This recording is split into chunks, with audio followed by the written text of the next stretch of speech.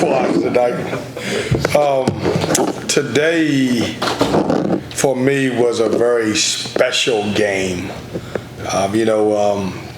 Having the 83 team, just back for the last couple of days. They came to practice yesterday, and they were able to, share some knowledge with our players. I think it was 6 of those guys at practice. And then last night, I was able to go. They were having dinner last night, and I stopped by and had a good conversation, was able to talk to them. I usually don't, we want to win every game, of course. But I wanted these guys' experience over the last couple of days to kind of be perfect. And from my standpoint, perfect was being able to win on the night that they were going to be honored. And so give all of our players a lot of credit. I thought they stepped up. We needed the win for, obviously, us to get to 12 wins in the conference, and I think 22 overall.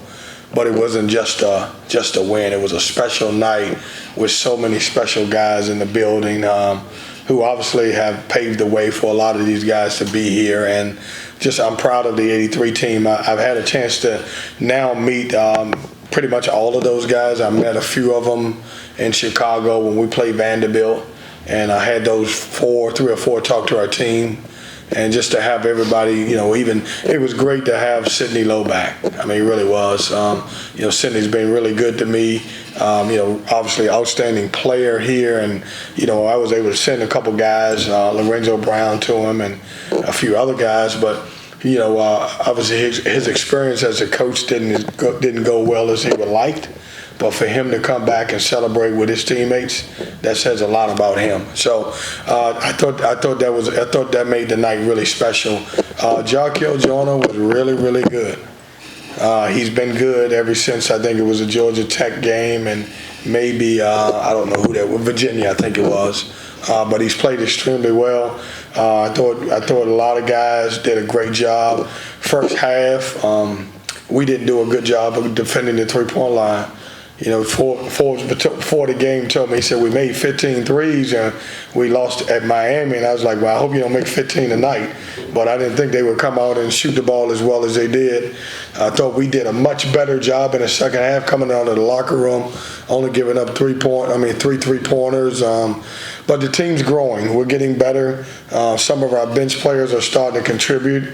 May not show up in the scoring column, but it's showing up just in general how we play. So proud of these guys, proud of the way we fought. Steve's done a tremendous job with that program. And for us to get a sweep of those guys just for the year says a lot about this team and how much they've matured. So questions? What about Jack's injury? How serious is that? I don't know. Of course, it was late, and I spent a lot of time with the 83 and then talking to my team, so I don't have an update at this moment. Kevin, not just the 83 guys, but coming off a huge win, were you at all concerned about your guys' ability to maintain that level coming into this? Yeah, I didn't worry about, because we just played Carolina and beat them. I really, it was a lot of things that was going against us. Wake's good. They'd won 3 out of 4. It's a 9 o'clock game. Everything surrounding the 83 team, which was great. I worried about the stuff that I couldn't control, and our guys ended up just playing really, really hard. And I thought the first half was a horse game, and who could get to 50 first. We actually got to 52, and they had 46. And I think both teams were shooting in the high 60s, and I thought we were better second half. What did you feel like you changed about your defensive approach in the second half to take away the three-pointer from them? Yeah, we guarded them. I thought we lost them in the first half, and Monsanto was great. I mean, he made shots, and Appleby, he came out ready to play. I think he was 3 for 4, and he made some shots. But I thought we made some adjustments because we started pressuring a little bit more and made the passes a little bit tougher for those guys to make those plays. When you have a first half like that, I'm sure it's entertaining for the fans and your players are having fun, going back and forth like that. But from your perspective as the coach, is it frustrating, or are you enjoying, the back and forth? Oh, I'm not enjoying it. I mean, if somebody's shooting 65%, I mean, that's not good. I mean, and look, neither one of us could have been happy with that. But now, if I was a fan, I would have loved both ends of it. It was a great game, but I didn't think we defended it all in the first half. And I thought, I didn't yell at halftime. I normally would yell if somebody's shooting almost 70%, but we talked about it, and, I thought our guys responded. You see any parallels between the team you have and the 1983 team, or is that just too much of a stretch? Not fair. Just not fair. It's no way that I can compare these guys to, a team that won a national championship. I don't. Let me ask you this way. Do you feel like they got inspired by them, which group is John's?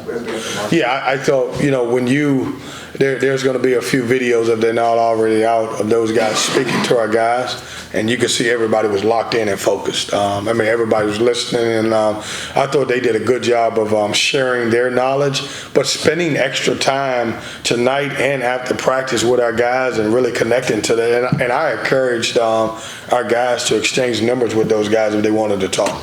Coach Forbes talked as much about Jarquel's defense as his offense, and I think he gets a little overlooked in his defense. No, he's a really good defensive player. He starts our defense because he's at the beginning of it, and he really gets after a little bit, and he typically has the best guard, offensive guard on the other team, but I think people in our league recognize that.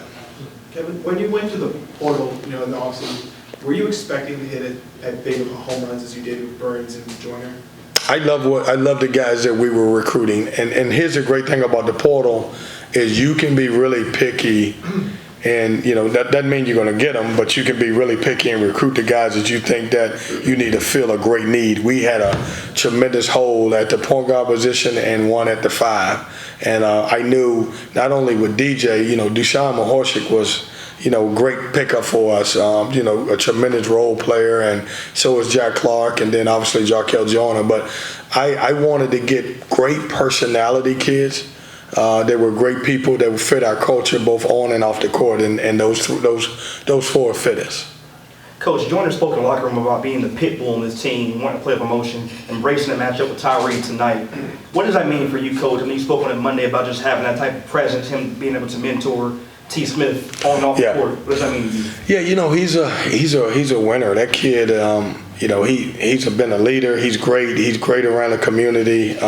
He's been so great, not only for T, and I know I've talked about T a lot with him, just for our younger guys. He's always in everybody's ear. He's also one of our hardest workers. It wouldn't surprise me if, 7 o'clock, 8 o'clock in the morning, he's in there getting shots up. He works on his game, and he's playing really good basketball. I think the kid, he won't get drafted because of the fact that, he's an older guy, and the league likes to draft younger guys. But I hope he gets an opportunity to try out for some really good NBA teams one day and hopefully makes it. Thanks, Coach. Good, thanks.